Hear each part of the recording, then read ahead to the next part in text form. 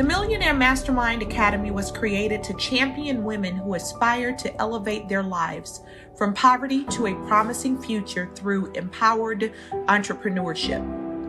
As of April 2020, women accounted for 60% of the 700,000 jobs that have been eliminated in the U.S. so far due to COVID-19. We can and will turn that around. I was in tears because, she is a great mentor, and I just saw the things that she did in helping, other young women start their businesses. So we were just like, we got to get in this program. Yes. Through our programs, we have launched 37 businesses, coached 25 women to start their businesses. We've issued $10,000 in scholarships and will be distributing $25,000 in seed funding. We've held over 34 workshops, and we've mentored over 5,000 women through our Millionaire Mastermind monthly economic empowerment events. My overall experience with the program, I would say it would have been mind-blowing. Your support means that Millionaire Mastermind Academy can continue to provide women with the entrepreneurial training, mentorship, and access to information to have sustainable entrepreneurial success and end the cycle of poverty.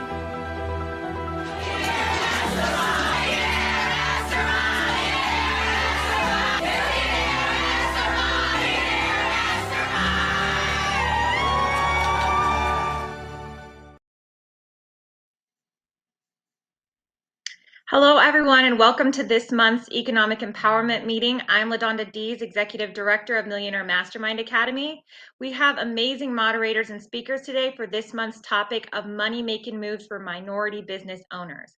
If you are joining us for the first time, welcome. Today's session is presented to you by Millionaire Mastermind Academy, and we thank Truist Foundation for their sponsorship.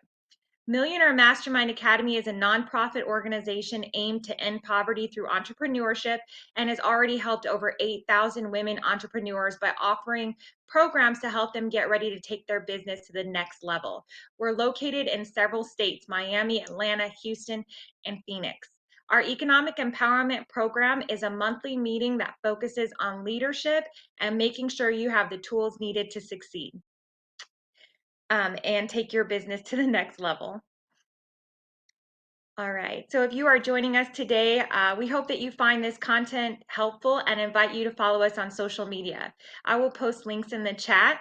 Programs like this would not exist without your help. We invite you to text DONATE to 480-681-1754. Any donation amount is appreciated and allows sessions like these to continue. You will receive a link where you can join our mailing list and get information about upcoming programs. You can also visit our website at millionairemastermindacademy.org. I'll post all this information in the chat. We also have a program for corporate professionals looking to strengthen their community engagement. For more information on community engagement and sponsorships, please send me an email directly. That's ladonda@millionairemastermindacademy.com. Again, I will post all this information in the chat. Welcome to anyone who is just joining this month's Economic Empowerment presented to you by Millionaire Mastermind Academy and our sponsor, Truist Bank. I'm going to turn this over to Erin Floyd. She's the Senior Vice President of Truist Bank for the North Georgia and Atlanta region. Erin is also on the board for Millionaire Mastermind Academy. So welcome, Erin. Great morning, great morning, great morning. How y'all feel? I am super excited and glad to be here. Thank you for that amazing introduction, LaDonda. As she mentioned, we are in here to inspire and empower you. Millionaire Mastermind Academy are partnering with Truist Bank Financial to make sure that you have the access that you need, the information that you need, and the inspiration that you need to move forward and advance in the conversations that you need that are going to change your life.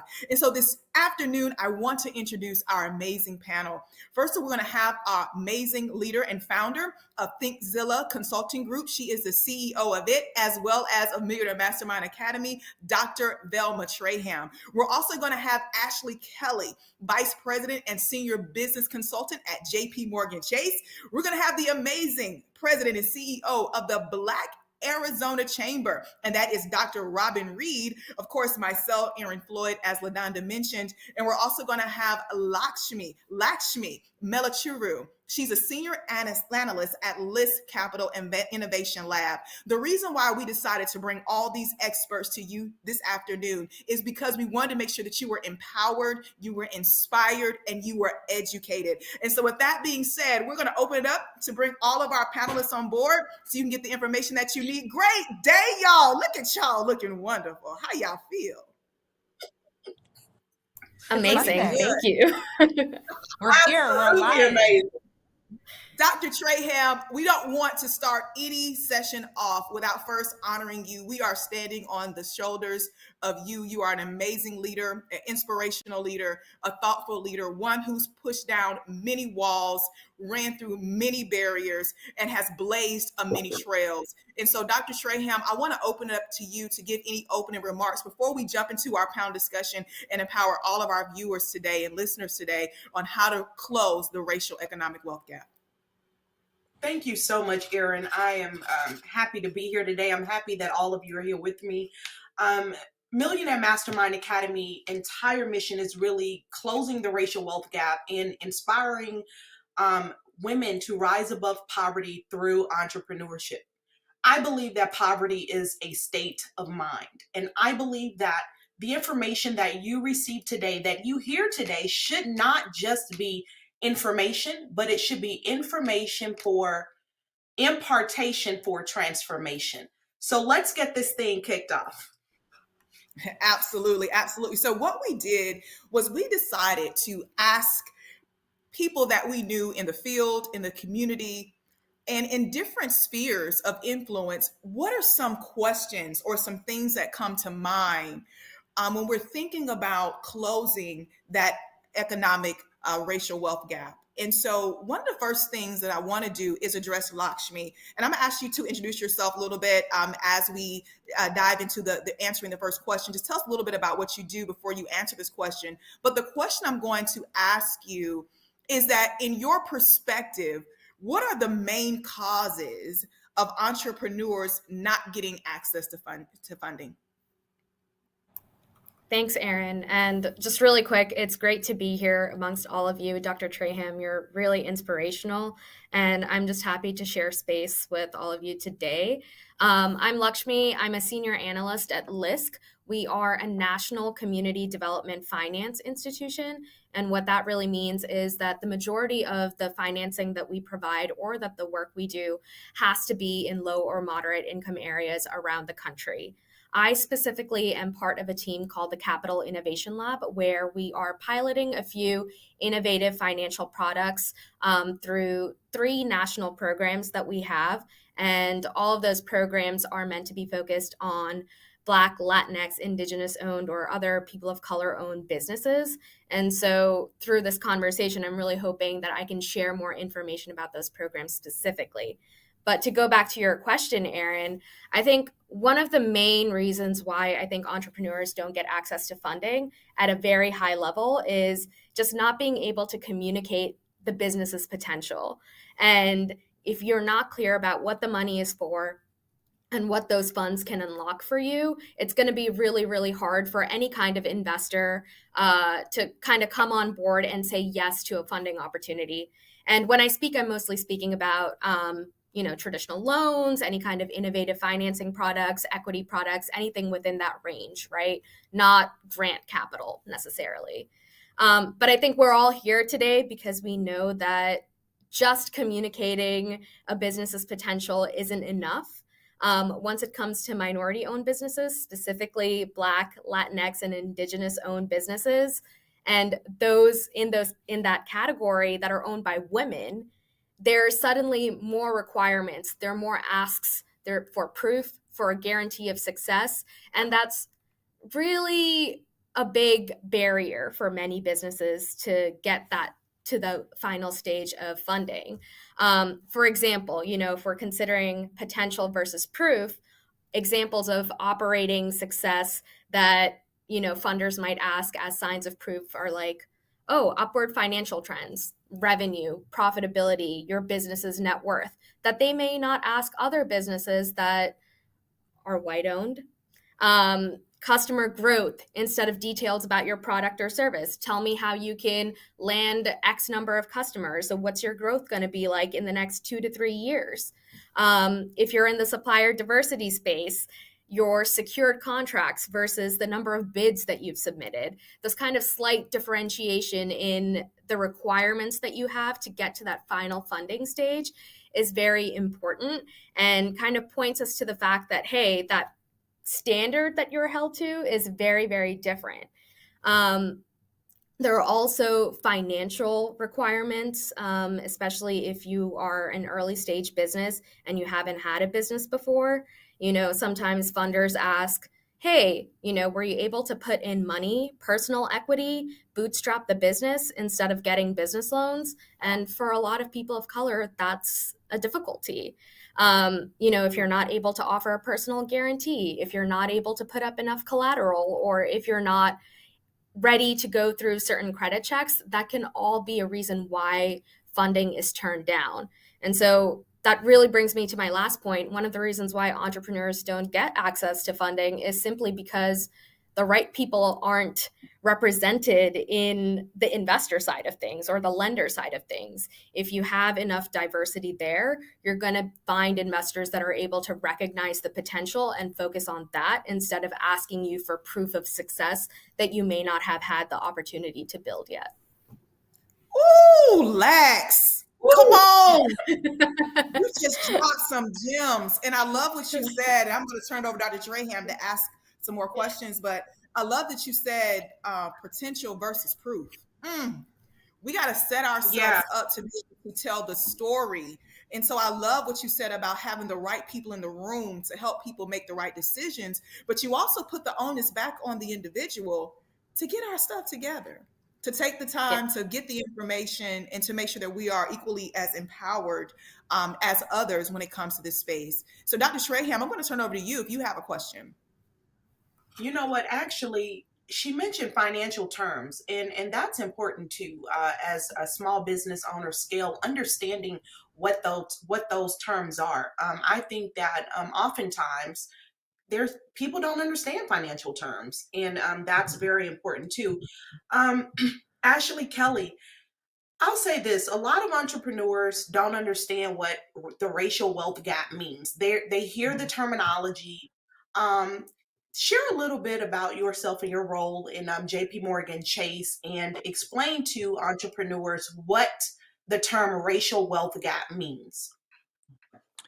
Thank you so much. Well, I am a big fan of Dr. Velma and Millionaire Mastermind. I told her the first day I met her and I learned about her program, I said, we're going to be friends. I know this sounds weird, but we're going to be friends because I really liked her energy and what she was doing. And she is just phenomenal what she's doing. So thank you for having me. Again, my name is Ashley Kelly. I'm a senior business consultant with JP Morgan Chase.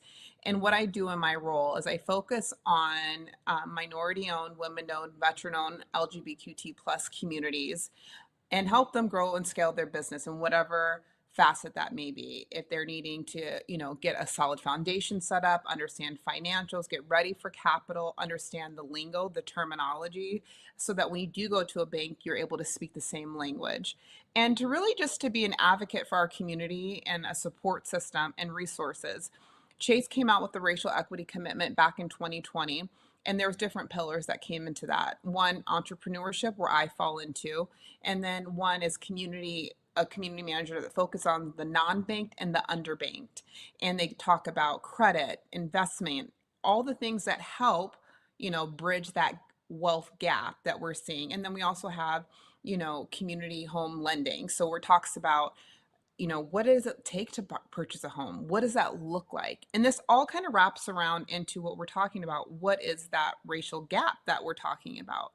And it's a disparity between different races and ethnicities when it comes to wealth, assets, pay, the wage of someone, what they get paid.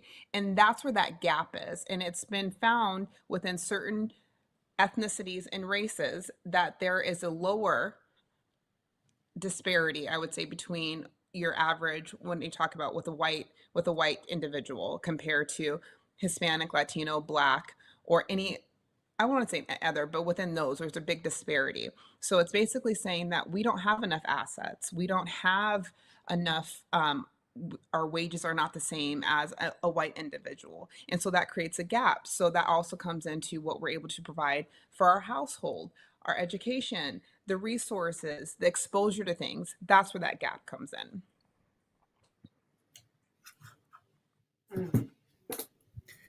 Wow. That was very.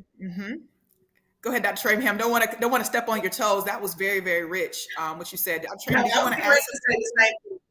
No, I didn't. That was very, very powerful how well she broke that down.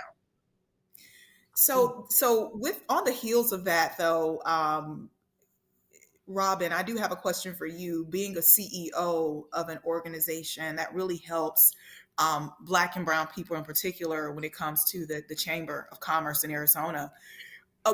Robin Ashley kind of hit on some points regarding some changes, the differentiation between what white Americans make or what they have access to versus Black or Brown. And she also mentioned LGBTQ plus community. What are some systematic changes necessary to address the racial wealth gap? And what are some examples of how institutions are working, especially since you work with several businesses within your sphere of influence? What are they doing to address this? Thank you, Erin, and thank you, Dr. Trayham, for the opportunity to participate in this. So, some of the systemic changes, in my opinion, the most important systemic change we can make right now is ending what I call redlining 2.0. As the tagline for Millionaire Mastermind Academy says, ending poverty through entrepreneurship, building generational wealth through entrepreneurship. The other way, in addition to, not in place of, is through real estate ownership. Well, redlining 1.0 was back in the day when minorities went to get a mortgage on a home. They looked at the address of the property they were interested in, and if it was not a neighborhood in which they wanted a person of color to live, they declined the loan. Well, of course, we've had some changes to that, right? And the mortgage industry has created some, what they believe are some stopgaps to keep that from happening. But fast forward to today, redlining 2.0.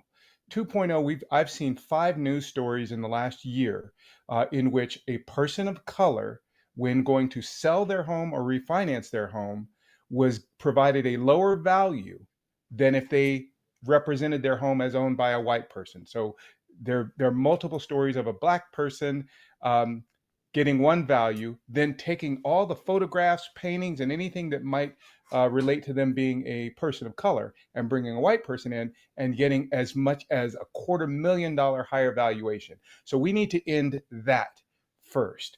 By ending that, we can then start to take advantage of some of the great programs that have been developed out there by our financial institutions. And I need to brag on Chase Bank for a minute, because Chase has created some programs that make it easier for minorities to own homes through more common sense underwriting methods to level the playing field a little bit, so that the Black community specifically can begin to build wealth through real estate ownership. Robin, I know Velma is going to tag in here, but I just have to interject because the logo says Truist Foundation at the bottom, and you gave a shout out to Chase Bank. Although we're all in this together, I will say that the background that I have here too also says Truist. I think it's about 43 or 44 times on my banner, but okay, it's all right. We are supporting. And I understand. And if I knew Truist Bank's mortgage policies, I would have bragged about those too. We do. I will say this. Let me just give flowers where they're due. I will say, from a financial institution perspective, that we understand that financial inclusion is important, and so it's not a silo. Truist Bank is not alone. Chase Bank is not alone. There are other institutions that are not alone. I'm not going to say their names. They're not worthy of that credit at the moment because it's just me and Chase on here right now, Truist and Chase. So I will say there is a known situation that we have to address. And so we are one family. We support one another, but I was just had to mess with you really quickly. But you did do some great Appreciate call it. outs there, because one of the pathways to generational wealth is through home ownership, not just entrepreneurship, through home ownership. And so, Dr. Trayham, I'm gonna let you lean in really quickly. I had to mess with Robin real quick. No, that's interesting. Robin, you did mention some very important points, and I think the redlining 1.0 is something that that's a whole another session by itself. So, I talked the other day on the State of Black Arizona, a business report about ownership. Entrepreneurship is one thing, but ownership is another. Owning your ideas, owning your creativity, owning your, land, owning real estate. And so that is very important. And when you talk about access to capital and making money moves and bridging the racial wealth gap, if you don't own anything, there's no way you're going to be able to do that. Lakshmi, can you discuss some practical steps to put entrepreneurs in the best position to gain access to funding and resources? Absolutely. So I kind of want to break it down into two different sections, right? Like when you're seeking funding opportunities, what I have learned, at least from the businesses that I've interacted with, is that your most meaningful connections are going to come from your local organizations and organizations that are quite intimate and are able to help you expand your network.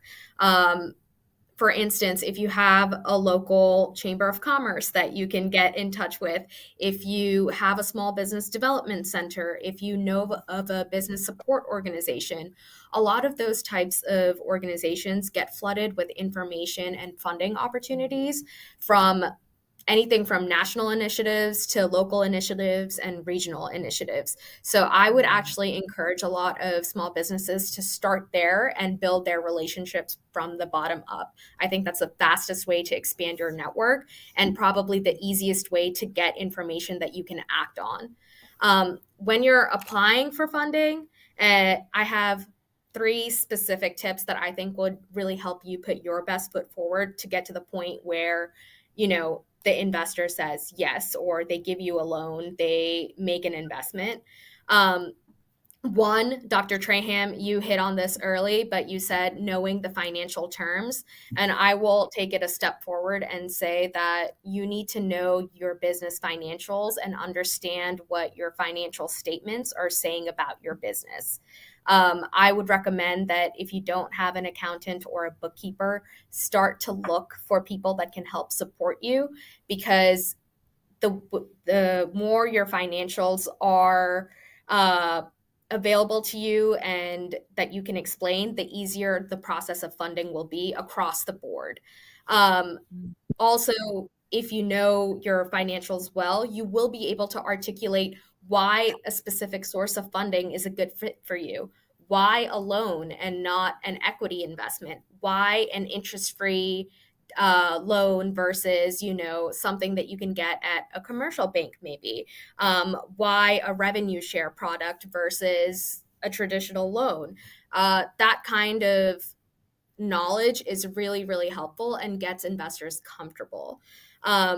The other thing I will say is that show that it's not a one-person show. For really small businesses, that is really hard. For early stage businesses, that is really hard. So if you are a sole owner, you're the only one leading the business, show us that you have advisors, or if you don't have advisors, you have a mentor, or you have the ability to take on advice and delegate because you want to scale the business. If you wear multiple hats, that's fine for a certain period of time, but we want to know that you can rally people for your cause. And that could be internally by adding more employees, bringing on a partner, or just building a mentorship relationship. And then lastly, as you're applying for funding, you're always going to be talking about your strengths, but be very specific about the weaknesses in the business, right? That helps a lot of funding organizations make meaningful connections with other business development or business support organizations so you can get potentially free resources. Across the 3 programs that I work on that are national, we have an element of technical assistance baked in. And that really means that at no cost to the business owner, we try and connect you with individuals, whether that's legal support, accounting support, bookkeeping support, so that you can become more investable in the future. And if you're able to communicate those needs early, we can make better connections instead of being like, oh yeah, we have a one technical assistance company that we refer some businesses to. Why don't you figure out the relationship with them? It's always easier to make a handoff when you are specific and can articulate that to us.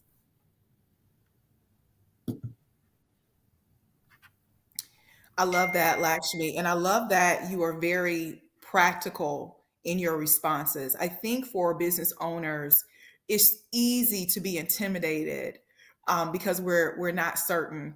And so I love the fact that you just gave us 3 quick steps that we can actually apply immediately to get us into the right direction. And so you got to start somewhere. And I love the fact that you said, hey, you may be by yourself, but are you willing to receive advice? Are you willing to do you have advisors? A lot of times we get caught in these silos, and pride will allow us not to accept coaching, mentorship, or sometimes it could be past traumas through hurt that we feel like somebody's going to take our ideas. And this is why we also need to make sure that we put things in place to protect our intellectual property. And so with on the heels of that too, Lax, I want to go over to Robin again. Because Lax kind of laid out some practical steps, how does the lack of generational wealth impact the ability of minority entrepreneurs to actually start and sustain a business? If I may, I'm going to give you a couple quick data points to illustrate what I'm going to say. So I was looking over the weekend, just did some research studies on the wealth gap, and was alarmed to see that, for example, a white male under the age of 35 has a net worth on average of $22,600, whereas a black man under the age of 35 rather, has a net worth of $1,500, and a black woman has a net worth of $100. What that leads to over a lifetime is a white household ending up with a net worth of $983,000, and a black household ending up with a net worth of $142,000. So that's the gigantic gap. And what happens is, imagine that we're all running the 100-yard dash, but the black population has to start 60 yards behind the starting line. We're not running the same race. We're required to be faster and smarter just to get to the same place. So that's really what needs to happen, is we've got to figure out how to shorten that gap to the starting line so that we have the opportunity to start where everyone else is starting.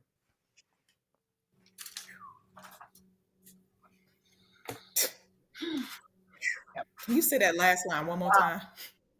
Can you say that last line one more time about the starting line?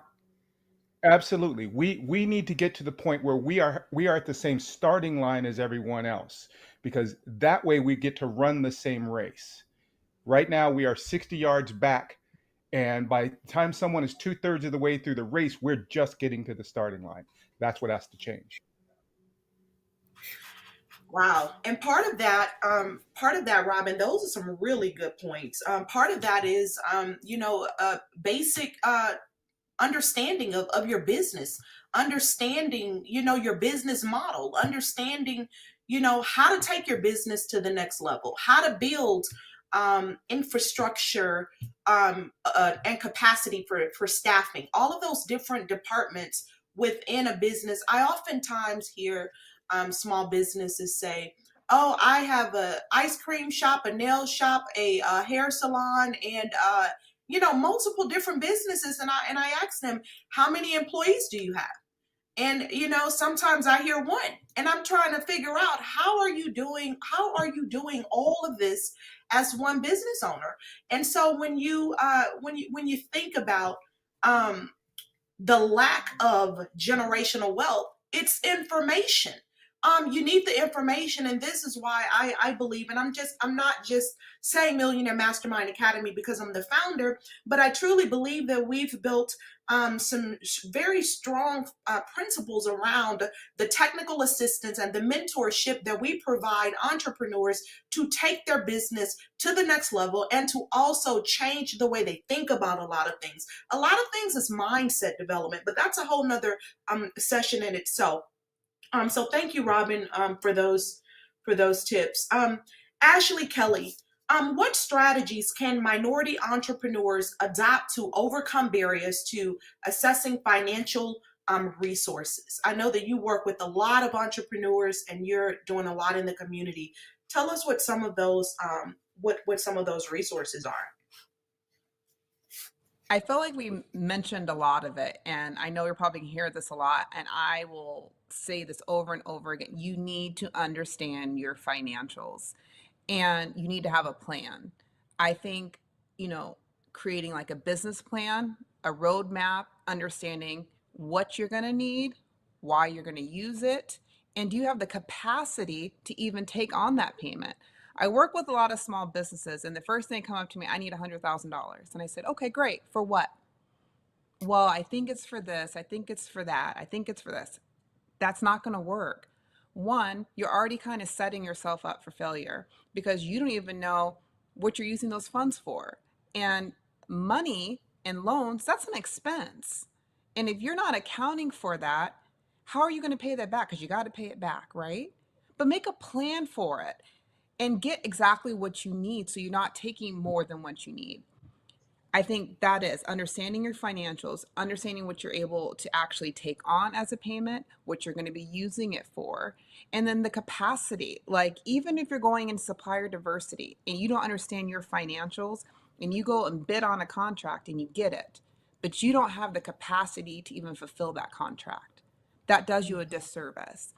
So we have to sometimes just take a step back and set a plan, understand your financials, set goals, make a plan to get to that point. What other resources can I tap into? What am I doing? Am I looking to expand to bring another location the next quarter? Other employees? You have to have a plan so that you're moving more intentionally. I don't want our businesses moving blind anymore. Let's have a plan. Let's be proactive versus reactive. Those are differences. And when you start doing that, it's like you're starting to work on your business versus in your business. A lot of businesses are just in it, working, because they have no plan. They have no intentionality. They're not looking forward. They're, again, being reactive. I want to switch that and help them. Like Dr. Velma said, it's a mindset. Switch that mindset. Let's start working on your business. Let's be intentional. Let's have a plan so that when I do go, I can tell the bank I am seasonal. But you know what? Coming into the fall, I'm this. You can have a different conversation. Your confidence changes. And that makes a big difference when you're moving forward and you're looking to scale and grow your business. Wow, Ashley. Yeah. You hit the nail on the head, and you said work on your business versus working in your business. And I have another question for you on the heels of that, because what you said was so important. And I love that you highlighted, and we're not just saying this again, it's not just a statement. It is really the truth and reality. This is a truth. Millionaire Mastermind Academy has helped many minority women in business. We gave you the statistics beforehand, how many thousands of women in business that we've helped, and also gave seed funding to. But you don't go through the program and the work is done for you. It is important that you do the work. You own your own business, and you get a mentor to come alongside and support you. But you mentioned a business plan. You mentioned so many things. And all I can think about is the program that's out here available to help understand how to be able to scale your business and overcome some of these barriers, because Millionaire Mastermind Academy, through its cohorts, does just that. And so with that being said, Ashley, I do want to ask you this question. How does business education play a role in closing the racial wealth gap? And what more can be done in this area? But right before you answer that, Ashley, I want to make sure you all understand that you can put your questions in the chat. We want to take some questions from you. We have some questions that we have received ahead of time where people have said, this is what I want to know. These are questions that you all have already shared that you want to know. However, if there's some live questions that you have, go ahead and put those in the chat. Our moderator, LaDonda, is going to make sure, our chat moderator, LaDonda, is going to make sure that she gets those to us. We want to make sure you're heard. But anyway, Ashley, what role does business education play in closing the racial wealth gap, and what more can be done in this area? I mean, that's a huge question. I think education is so important. And I'm not talking about going to college education, right? Because you're not going to learn how to run a business in college. You might learn the fundamentals, understanding accounting, financials, different things like that. But there's a difference on how to run your business. And I think it comes to, we're talking about mentorship. Reaching out, putting our pride aside, asking people. There's people that's doing the same business that you are, similar. Sitting down, educating yourself on how to run a business. How does this work? Because it does play a big role when you're talking about closing that racial equity gap, because your business is now going to become a legacy. So, I mean, and not everybody gets into business to do that, but I figure a lot of people do. The ones that I've heard, they're trying to leave a legacy for their kids and their kids, their grandkids, right? And if you're not doing that properly, how are you going to do that? Because your business, people don't think about this. You can get, like, say, a business that's very popular. I'll go into tech, for example. There are tons of people that will buy out your company and give you a payout.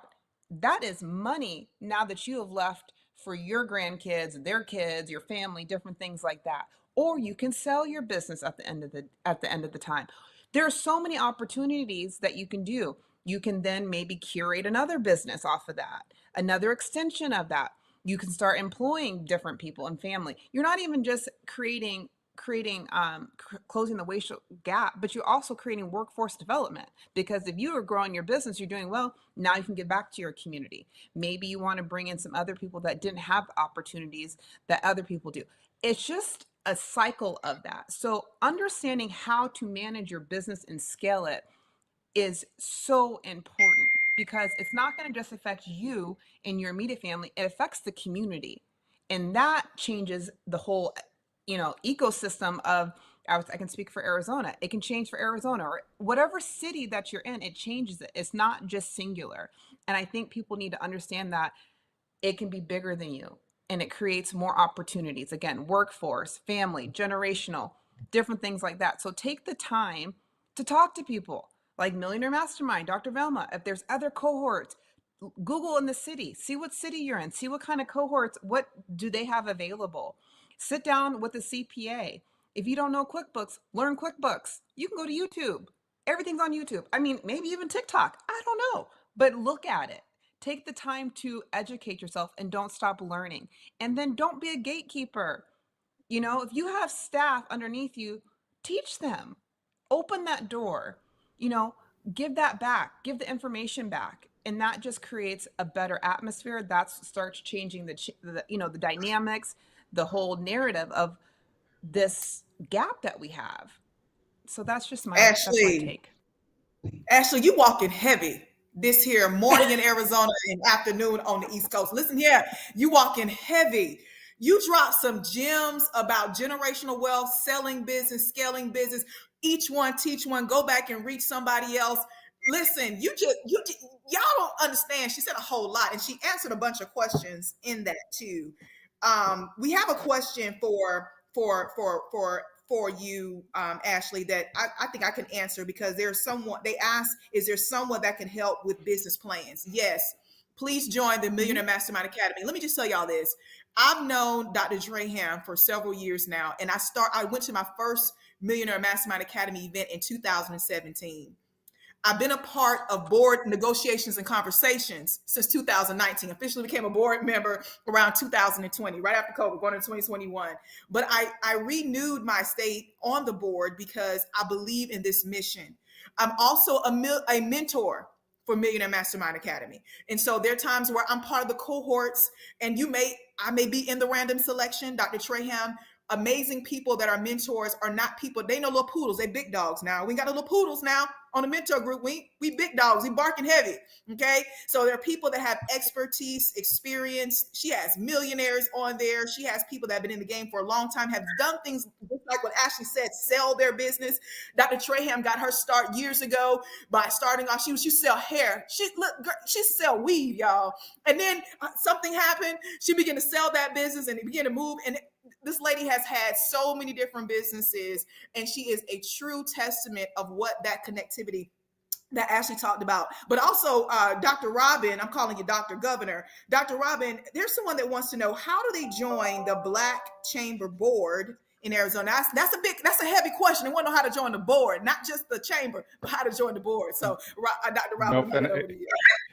And I love the question, and I'm excited to see this renewed interest in the Black Chamber of Arizona. Our board is no different than virtually every other board. I serve on a number of boards. Board seats are offered by invitation. So someone doesn't just say, "Hey, I'm going to be on the board." You need to be invited. We accept recommendations for board seats through existing board members and through our corporate partners. What we're looking for in a board member is someone who has either shown proven support of the vision and mission of the chamber, or has exhibited those values in how they are existing out in the community. We do have board dues that are required in order to initiate that board seat. And we do make our board selections, if we're going to add to them, at the beginning of each fiscal year. As we outline our plan for the year, we want to make sure that we're bringing someone on that's going to bring value to the execution of that plan. And thank you for breaking that down. I think people sometimes feel like board association is shaking hands and kissing babies. No, it's work. Dr. Trayham works me. I work, but I believe in the vision and the mission. And there are responsibilities, there's committees, there's so much more involved. And so to raise your hand and say, I want to be on the board, is really not that type of party. It's really where you are identified as someone that's already doing the work and say, hey, listen, let me tap you on the shoulder real quick because I believe that you believe in what we're doing. I want you to come alongside. And we do pay. We contribute out of our own resources because we believe in the mission and the vision of the organization. We do have one question, and then I'll turn over to Dr. Erin, Yes. Before we move on, I want to add something because it really ties in with Dr. Sure. Trayham and what Ashley were mentioning. Dr. Trayham was mentioning the need to bridge the knowledge and information gap, which tied into Ashley's statement of understanding financials. You got to know your business from the outside in and the inside out. I just wanted to share that the Millionaire Mastermind Academy, through its Impact AZ 2025 program last Tuesday, held a 2-hour session hosted by a Black certified public accountant whose only job on that day for 2 hours was to talk about understanding your financial statements. So we're doing the work here in Arizona. We're doing the work. And I just wanted to put that out there. And also, quick caveat, planning an event. I'm sorry. Go ahead. No, you're good, Erin. I just wanted to. Yeah. Go ahead, Erin. I got happy. I'm letting the cat out of the bag. You can tap me and beat me later for sharing too much information ahead of time. But she's also planning an event because she understands there are a lot of nonprofits that need to understand how to write the grants. And so she's working on the event. I can't give you in Atlanta, in person, getting a grant writer to help us understand how to write the grants for those nonprofits, because some of us are not just business owners for profit, but maybe they have a for-profit and a nonprofit, and the problem is not knowing how to write the grants to get access to funding. So I'm sorry, Dr. Trayham. Go ahead. My bad. No, it's probably something that I shouldn't say anyway, but I'll go ahead and say it. I wanted to kind of piggyback on the board thing. You know what? I find that some people want to join boards so that they could be a tag along, and they want to for self-serving reasons. And that's not what a board is for. You have value that you're adding to a board. You have value that you're adding to a board. And by supporting that board's mission, then it's kind of like you reap what you sow. And so whatever it is that you sow shall you reap. I find that a lot of, it's interesting. It's not a lot of people, but it's a lot of a certain type of person. And it is an individual that is, anyway, like I said, I probably shouldn't even be going through this, but I'll just leave that right there. I don't want to get in trouble. So anyway, but we do need, back to Robin's point, we do need people in positions and seats. Back to Lax's point, the right people making the decisions to understand what people are going through. And so we do want the right type of board member at the seat, at the table, to understand what people are going through as they're joining certain boards, such as the Arizona Chamber. I'm gonna give one more question from the field. This is open up for everybody before we wrap up. We have about 10 more minutes. Want to be respectful and mindful of the time, knowing that some of you are using a lunch hour to join this conversation. But how do you overcome information overload with business, from a business education perspective, on advice when advice seems to be very immense? So how does somebody overcome information overload? What Lax can answer. We haven't heard from you in a little bit. How do we overcome information overload when the information just seems to be so immense? Like, what do we do as entrepreneurs?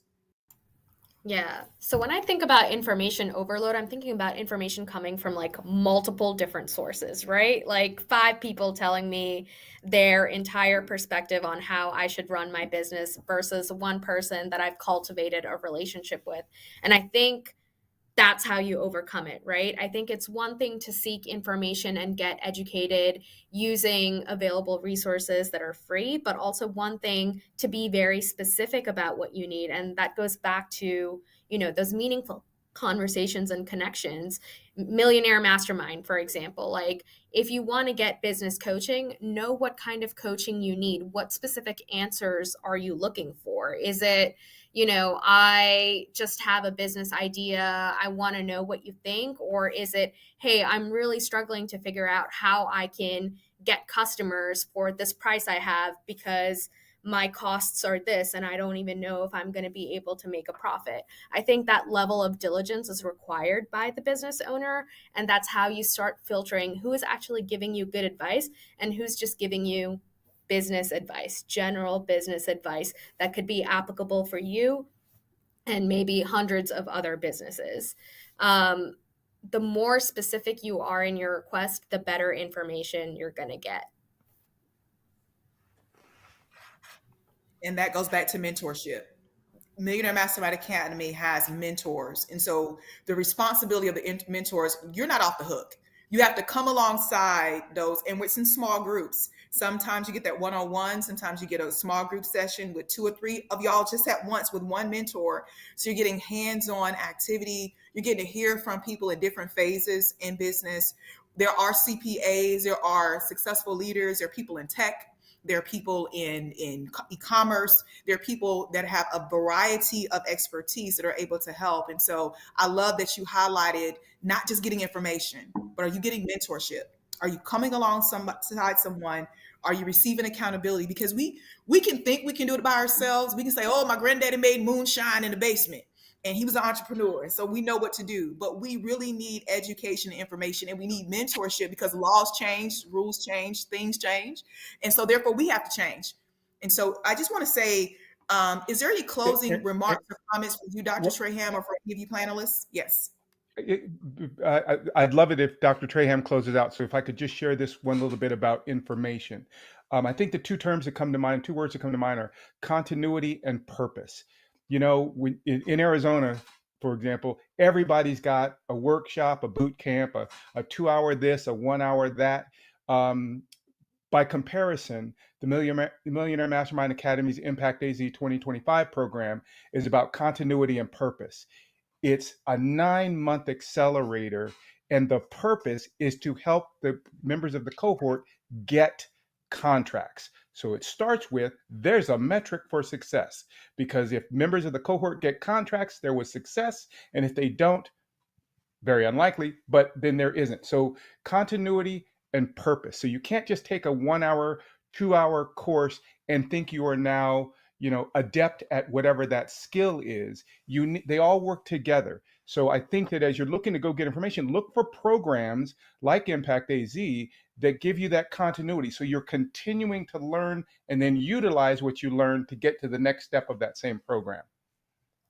On that same vein, I got a question for you from the field about, real quick, Ashley. I want to ask if Robin, you can answer this in like a minute, and then I'm gonna go to you, Ashley. really quickly, what does the Black Chamber do for the community of Black entrepreneurs in Arizona? And how important is it for Black women, Black-owned businesses, veterans, et cetera, to go ahead and register now with the SBA or make sure they're a part of the chamber? Well, it's vitally important that if you want to get something from, you got to give something to, right? As Dr. Trayham said, you reap what you sow. What the Black Chamber has done in recent years has shifted from an event-based social organization to an organization that really focuses on economic development and growth. So we spend a great deal of our time working with our local and federal government to make sure that the billions of dollars of funding that are being distributed throughout the country are coming into Arizona so that they can benefit so many of these great programs that exist, like Impact AZ 2025. There are a number of great programs. It made less sense for the chamber to just be one of many competing in that space when no one was addressing the larger, greater need. So our focus now is really helping businesses grow. We are a collaborator. Our function is to help anyone and everyone that aligns with our mission and we align with theirs. To that end, if you want to reap the benefits of it, you join. If you believe there's another more valuable way for you, join there, but participate. I love that. And I think Ashley had something she wanted to add really quickly before we turned over to Dr. Yeah. Trayham. It'll be quick. And I say this to businesses, do not seek people to pacify you. I hear that a lot. You talk to certain people that are going to pacify, oh, you're doing great, you're doing that. Seek people that are going to be honest and truthful with you, because that is not going to serve you. And it's okay. And you have to have thick skin, because you're not going to be perfect and there's going to be mistakes, and that's okay. But seek to get people who will really want to see you succeed, not just to pacify, you're doing good, it's great, don't worry about it. No, you need to worry about it. If you're not scaling up or your revenues are trending downward, you need to worry about it. That's not okay. And that's why you have to have certain people to just be mindful of who you're talking to. Just like if you're in a relationship, you're going to tell everybody about your relationship because you're going to get feedback you want to hear or things that don't matter. Same thing with your business. Just be intentional on who you talk to. And before we go to Dr. Trayham to close, understand that information costs. So don't expect people just to give you information. To be willing to invest in your business by investing in the knowledge. And I will say that Millionaire Mastermind Academy is very affordable. It attracts those people who are in the process, who need that mentorship, but understand that time is valuable. I'm not a paid board member. I'm a volunteer. And so you ain't paying me. All right. But the people that they bring in there that have the expertise and the knowledge, the CPAs, all of them, they can't afford to just give information for 2 and 3 hours. The grant writers, they charge. And so the information, the workshops, the on-demand learning, the workbooks, the business plans, all that stuff, information, it costs money to build and to continue it on, especially on a large scale when you're talking about over 80,000 minority women in business being mentored. Come on, somebody. So at the end of the day, it's very affordable. There's payment plans and all those things for you. There's sponsorship opportunities. Sometimes we get local churches that sponsor. We have Truist Foundation will sponsor a certain amount of people. You go through a process. But at the end of the day, we want you to understand that it will cost, and it costs you also your time. You have to invest in yourself as well and take the time that you need to get the information and to implement it. So with that being said, I want to give a huge thank you to all of you all on the panel, and we're going to turn it over to Dr. Trayham. Any closing remarks? Thank you very much. I appreciate all of you. It was some great information shared, and people should have a couple of pages of notes, if not 3 pages. I don't know. This was really good information. Listen, Millionaire Mastermind exists to help business owners get to the next level. We have several programs. This is our economic empowerment program. I thank you, Truist Foundation, for sponsoring our economic empowerment program. We do have Impact AZ 2025, which is a 3-year supplier diversity readiness program in collaboration with Robin Reed and the Black Chamber of Arizona, along with other organizations. JP Morgan Chase is our title sponsor for the Impact AZ program. We also have our Entrepreneur Accelerator program, 15-week program, a real estate program, and we also have our economic empowerment gatherings, in which we are having a program in Atlanta here coming up. We have one coming up in Miami as well. Please do make sure that you join the mailing list on MillionaireMastermindAcademy.org to receive updates and to know what we're doing and the programs that we're offering. Know that the information is out there. I want to tell you that 80% of success is showing up. You got to show up. The other thing is vision. Where there is no vision, the people perish. And so oftentimes, we do deal with information overload. But how I deal with that, if the information is not applicable to where I'm going or the destination in terms of what my strategic plan is, then I know that's not information that I need to consume. So a lot of times we're consuming information that we really don't need to consume. So I would say put a strategic plan in place. What I mean by strategic plan, what are your goals? What are the metrics and what are the outcomes that you're looking to get from that strategic plan? Having a revenue model. What does your financial model look like? I talked to an entrepreneur a few days ago that said, I'm trying to sell, but I don't have price. I don't know what price is yet. You got to put things like that in place. So again, Millionaire Mastermind Academy is here. You have Truist Foundation that has resources. You have LISC that has resources, and you have Chase that has resources, and also the Black Chamber that has resources. So thank you very, very much for attending Money Making Moves, Closing the Racial Wealth Gap. Please do send us any additional questions you have, and be on the lookout for our next economic empowerment event. Thank you. The Millionaire Mastermind Academy was created to champion women who aspire to elevate their lives from poverty to a promising future through empowered entrepreneurship.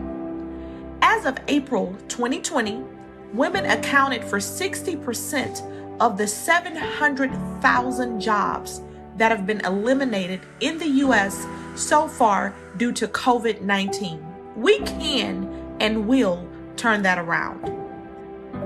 I was in tears because, she is a great mentor, and I just saw the things that she did in helping, other young women start their businesses. So we were just like, we got to get in this program. Yes. Through our programs, we have launched 37 businesses, coached 25 women to start their businesses.